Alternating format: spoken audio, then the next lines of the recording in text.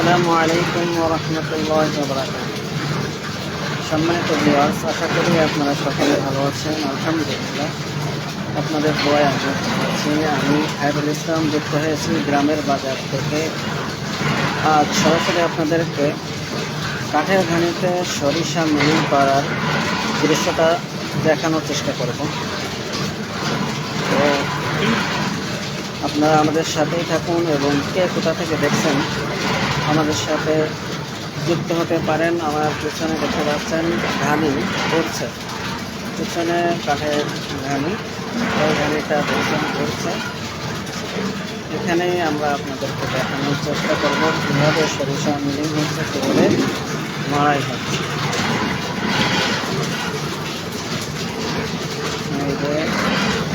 এটা হলো কাঠের ঘানি, এখানে সরিষা দেওয়া হয়েছে।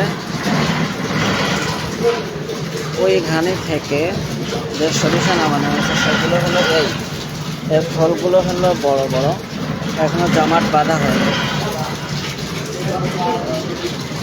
এই ধানের তেলটা অত্যন্ত উপকারী, মানুষের স্বাস্থ্যের জন্য অনেক উপকারী, যেটা আমরা ইতিমধ্যে অনেকেই জানি, অনেকেই জেনেছি। এখানে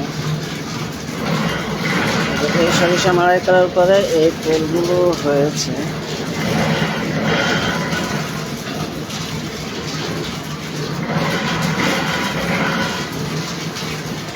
যেহেতু সরিষার পরিমাণে কম আছে, এই জন্য দুইটা ঘানি স্টার দেওয়া হয়েছে, অন্যথায় সবগুলো স্টার দেওয়া হয় যখন পরিমাণে বেশি আছে।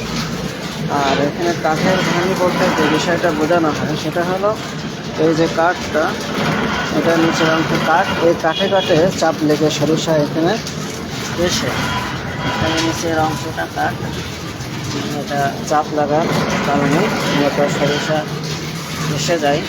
আর ওখান থেকে সামান্য সামান্য তেল বের, এই যে দেখা যাচ্ছে, আপনাদেরকে একটু কাছ থেকে দেখায়, এই দেখতে পাচ্ছেন এই যে তেলটা বের হচ্ছে ফোটা ফোটা করে, এটাকেই মূলত কাঠের ঘানির প্রথম চাপের তেল বলা হয়।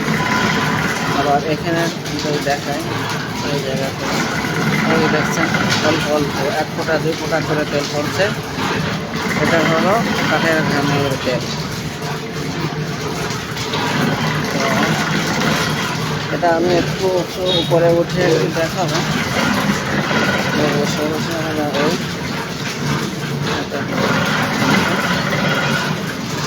আর এখানে তেলটা হচ্ছে